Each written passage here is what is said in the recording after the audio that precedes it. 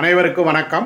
தினம் ஒரு சிந்தனையில் இன்றைக்கி ஏழைகள் காசு பணத்திற்காக போராடுவதும் பணக்காரர்கள் காசு பணத்தால் போராடுவதும் வாடிக்கையாகி போனது.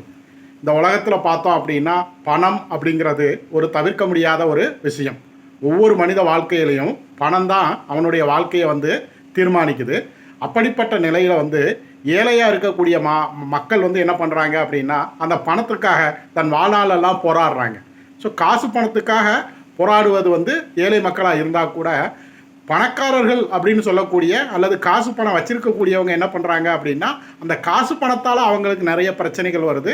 அதனால் அவங்க போராடிக்கிட்டு இருக்காங்க.